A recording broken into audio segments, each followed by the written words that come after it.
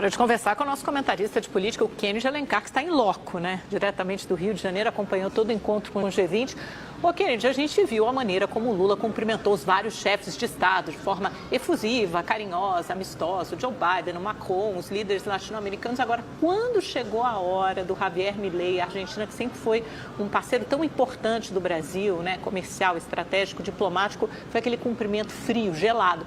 Até porque a Argentina tem se mostrado uma pedra no sapato do Brasil, não quis aderir à aliança contra a fome e a pobreza, que era o principal pilar aí defendido pelo Brasil no G20, aí na última hora resolveu aderir, uma série de outras questões que Milei não concordava. Qual a sua avaliação? É uma espécie de prenúncio do que vem por aí com Donald Trump, essa direita populista no poder? Amanda, o presidente Lula e o Brasil fizeram cabelo, barba e bigode nessa cúpula do G20. Desde 1992, com a Eco 92, a Rio 92, você não tinha tantos chefes de Estado aqui no Brasil. Lá em 92 vieram o Fidel Castro, o George Bush pai, e foi um evento fundamental para discutir a questão ambiental no planeta inteiro. Você descontando aí Copa do Mundo e Olimpíada, que são eventos de outra natureza, não são eventos político-diplomáticos, apesar de terem um pouco de soft power, de efeito nessa área, essa cúpula do G20 ela é histórica, né? O Lula reuniu aqui no Rio de Janeiro, e você viu como eles se cumprimentaram, os principais líderes mundiais, né? É uma gente muito importante, né? As pessoas que mandam no planeta. O Rio de Janeiro hoje foi a capital do Brasil. E o Javier Milei era uma espécie de cavalo de Troia do Trump, que acabou dando errado, né?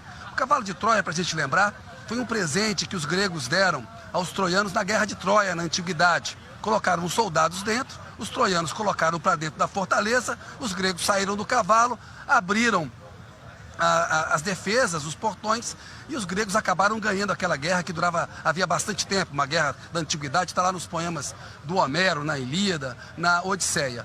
O Milei estava sendo pensado pelo Trump, porque ele teve há pouco tempo, para ser essa espécie de cavalo de Troia, para colocar água no chope do Lula aqui no G20. A Argentina perdeu em todos os pontos, Amanda. Primeiro, ela teve que aderir à iniciativa da Aliança Global contra a Fome e a Pobreza de última hora, depois que Lula havia anunciado que 81 países aderiram. Imagina um país onde a pobreza cresceu, não aderir a uma iniciativa desse tipo. Então, passou vergonha. O Lula também conseguiu, e o Brasil, negociar no documento final uma unanimidade, um consenso a respeito dos conflitos em curso no mundo, guerras e conflitos. Qual que foi a jogada ali? Fazer uma declaração a mais sucinta possível, mas colocando os dedos na ferida. Em relação a Gaza e Líbano, preocupação com a catástrofe humanitária. Não tem genocídio, não tem crime de guerra. Está pedindo que, em relação à Ucrânia, Gaza e Israel e Rússia, que as nações respeitem as resoluções da ONU e a lei internacional. Em relação à Ucrânia, o Brasil aceitou, fez uma negociação para condenar o ataque à infraestrutura, uma menção específica que foi pedido pelos países que criticam a Rússia e o Putin em relação, olha, não é legítimo o ataque à infraestrutura e aos civis. Ficou uma menção sucinta que abordou tudo no mundo. Então a Argentina perdeu todas, o Brasil saiu ganhando e desse ponto de vista foi um cavalo de Troia que deu errado, Amanda e Augusto. Kennedy, o presidente Lula fez mesmo um golaço aí com esse G20 e diante das principais lideranças do mundo, ele discursou hoje 2 vezes, pela manhã e à tarde. O que você destacaria dos discursos do presidente Lula? Augusto, quando esse jogo começou, com essa história toda da Argentina, se ela ia melar, dinamitar a cúpula do G20, o Lula rapidamente jogou no terreno dele.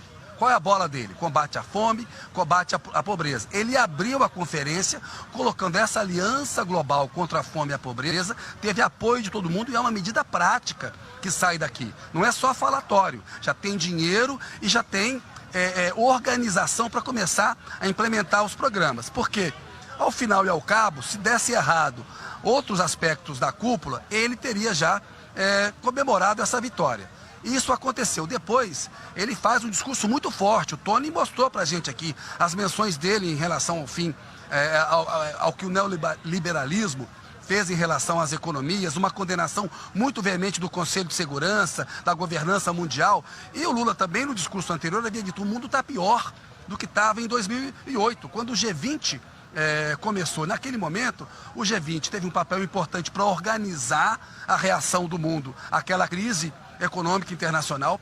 Com o tempo, o G20 foi tirando importância do G7, é o fórum mais importante hoje, multilateral, né? E agora, nessa reunião, consegue a Aliança Global contra a Fome e a Pobreza, faz as abordagens sobre os conflitos, tem um capítulo muito substancial sobre meio ambiente. Portanto, o Brasil cumpre bem o papel dele para passar a presidência para a África do Sul no próximo ano. Assim, o Lula é um evento histórico, Augusto, é o grande gol da diplomacia desse terceiro mandato do Lula. Parecia que ia ter um problema, porque de fato, a Amanda falou corretamente, o Trump, né, quem estava aqui era o Biden. A gente sabe que as posições do Trump contradizem o que o governo Biden está fazendo e que haverá conflitos, ruídos com o Trump, mas não conseguiu estragar esse G20. O Brasil mostra que tem peso específico, importante no mundo, e foi um evento, até o momento, amanhã vai ter a declaração final, o Tony adiantou aqui alguns trechos que a gente conseguiu com algumas fontes aqui, e que mostram que, do ponto de vista do Brasil, foi cabelo, barba e bigode. Augusto e Amanda. Eu acho que você já tocou nos principais pontos, Kennedy, já até tocou essa declaração final aqui, são 22 páginas, mas é importante a gente frisar que houve realmente momentos de tensão nos últimos 2 dias, porque houve esse ataque grande da Rússia à Ucrânia, então os países europeus, Estados Unidos, né, os chamados G7, se insurgiram, queriam uma declaração mais dura, então isso ameaçou, rompeu o consenso que os países já tinham chegado para essa declaração final. E de outro lado, a Argentina, o Milei, que nem tem tanta importância assim, nem tem tanta força assim, pode ser até um protótipo aí do Donald Trump, mas com muito menos força que os Estados Unidos, por motivos óbvios, também não queria aderir à declaração, nem à Aliança Global contra a Fome e a Pobreza, nem as questões ambientais, nem as questões de igualdade de gênero, mas no fim o Brasil conseguiu amarrar isso tudo, então acho que é o que você falou, é um grande feito diplomático, sai com uma declaração consensual. Amanda, você está coberta de razão. Toda essa tensão anterior só valoriza ainda mais o resultado que foi obtido pelo Brasil nessa cúpula, porque de fato havia toda uma pressão da Argentina, o ataque da Rússia estremeceu sim aliados aqui, estava um clima assim, pode dar ruim aí, pode ter problema nessa cúpula do G20, a Argentina não vai assinar, não vai aderir ao programa, pode ter um impasse na questão de Rússia e Ucrânia, não queremos uma abordagem, aí aborda a Rússia e Ucrânia, como é que faz com Israel e Palestina, e está tudo lá. Em relação a Israel e Palestina, pediu a criação dos 2 estados, reconheceu o direito palestino ao próprio estado, ou seja, do ponto de vista da diplomacia brasileira, o Itamaraty jogou com muito profissionalismo o Mauro Vieira e a equipe dele. O presidente Lula fez 2 belíssimos discursos e a Argentina perdeu aí essa final de cúpula do G20 aqui para o Brasil. O Brasil ganhou, teve ali uma tensão no jogo, mas o Brasil pode comemorar, Amanda, é um evento histórico. Desde 1992, com a Eco 92, não acontecia um evento tão importante assim do ponto de geopolítico, diplomático no Brasil. E aqui no Rio de Janeiro, na cidade maravilhosa, teve um dia lindo, calor, mas um dia lindo que honra e só torna mais bonita ainda essa cúpula do G20. Amanda e Augusto.